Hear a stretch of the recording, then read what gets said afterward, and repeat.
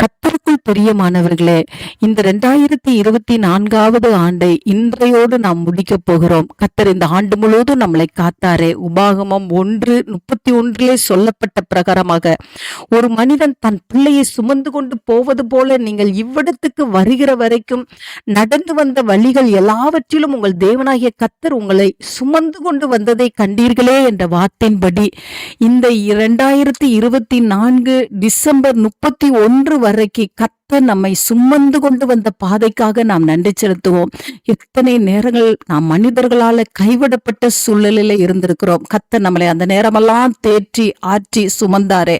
எத்தனை நேரம் நாம் வியாதிப்பட்டவர்களாய் இருந்தோம். கர்த்தர் அந்த நேரத்திலே நம்மை சுமந்து பாதுகாத்தாரே. நம்மளுக்கு கொடுத்த சுகத்துக்காக நாம் நன்றி செலுத்துவோம். எத்தனை வேளையிலே நாம் திகைத்து போயிருந்தோம்.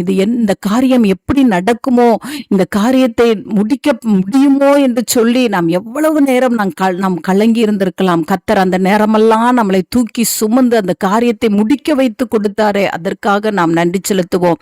நம்முடைய பிள்ளைகளை சுமந்து வந்தாரே, அதற்காக நாம் நன்றி செலுத்துவோம். கர்த்தர் எத்தனை பாதைகளின் வழியாய், எத்தனை ஆபத்துகளின் வழியாய், எத்தனை பிரச்சனைகளின் வழியாய், எத்தனை போராட்டங்களின் வழியாய் நாம் நடந்து வருகிற பொழுதெல்லாம் கர்த்தர் நம்மளை தூக்கி சுமந்தார்ல, அதற்காக நாம் இன்றைக்கு மனதார நாம் தேவனை ஸ்தோத்தரிக்க போகிறோம். தேவனுக்கு நன்றி செலுத்தி, ஆண்டவரே இந்த ஆண்டு முழுதும் நீங்க எங்களை காத்தீங்க, இனி வரப்போகிற ஆண்டிலையும் எங்களை தாங்குவீங்க, எங்களை சுமப்பீங்க, எங்களை தப்ப வைப்பீங்க என்று சொல்லி ஆண்டவருடைய சமூகத்துல நாம் ஜெபிப்போமா? நாம் யாவரும் கண்களை மூடி தேவனை நோக்கி பார்ப்போம். எங்களை நேசிக்கிறதான நல்ல தகப்பனே, இந்த நாளுக்காக ஸ்தோத்திரம். ஒரு தகப்பன் தன் பிள்ளையை சுமக்கிறது போல ஆண்டவரே இன்றைய நாள் வரைக்கும் எங்களை சுமந்து கொண்டு வந்தீங்க, அதற்காக ஸ்தோத்திரம். இந்த ஆண்டு முழுவதும் நாங்க நடந்து வந்த பாதைகள் எல்லாம் கர்த்தருடைய கரம் ஆண்டவரே எங்களை தூக்கி சுமந்ததுக்காக ஸ்தோத்திரம். நாங்க தனித்து அல்ல, நாங்க கைவிடப்பட்டவர்களாய் அல்ல, வானத்தையும் பூமியை உண்டாக்கின தேவன் எங்களை தூக்கி சுமந்தீங்க, அதற்காக ஸ்தோத்திரம். நடக்க முடியலையே என்று சொன்ன வேலைகளெல்லாம் ஆண்டவரே நீங்க தூக்கி கொண்டீங்க சுவாமி. கரடு முரடா இருக்கிறதே சொல்லி நாங்க கலங்கின நேரமெல்லாம் நீங்க தூக்கி கொண்டீங்க சுவாமி. அவ்வளவு பெரிய அன்பு நீங்க பாராட்டினீங்க, அதற்காக ஸ்தோத்திரம்.